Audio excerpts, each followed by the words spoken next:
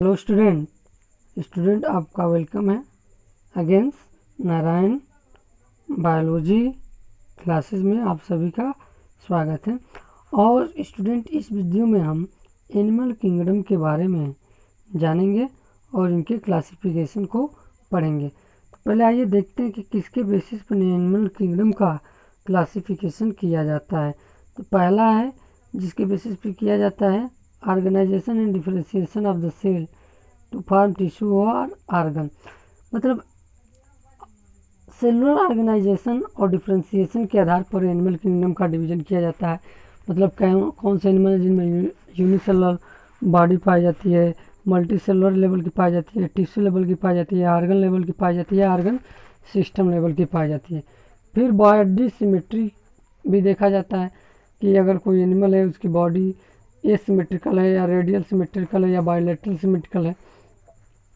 अगर कोई बॉडी है अगर किसी एक ही पॉइंट से दो बराबर भागों में कटती है तो उसे बायोलेटरल सिमेट्रिकल कहते हैं।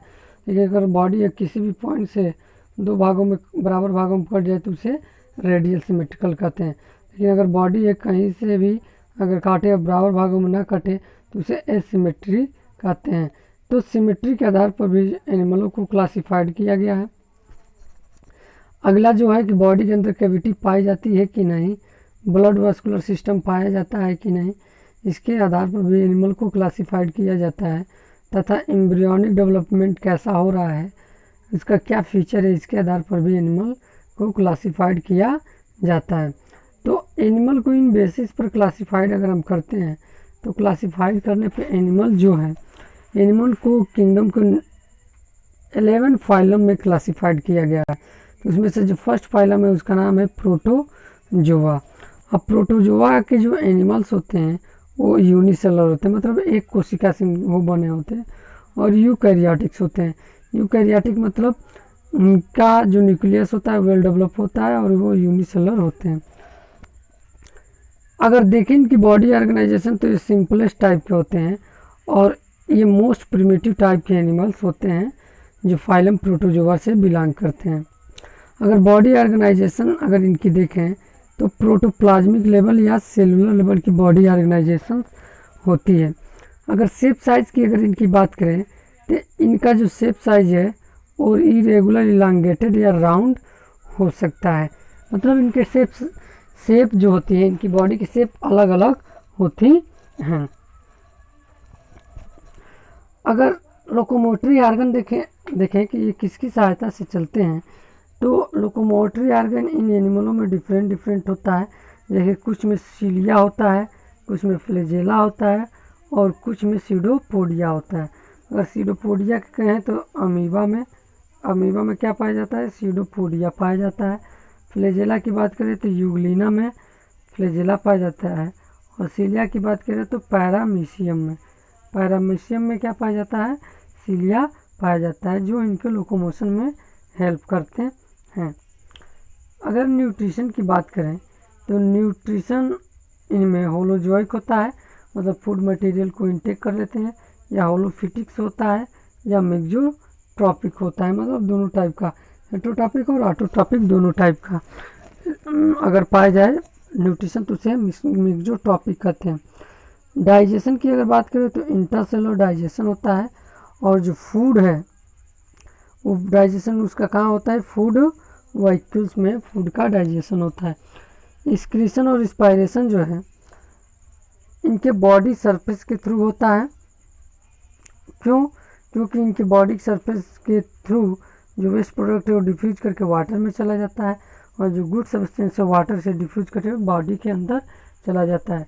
रिप्रोडक्शन की बात करें तो रिप्रोडक्शन इनमें सेक्सुअल और एसेक्सुअल दोनों टाइप्स का होता है।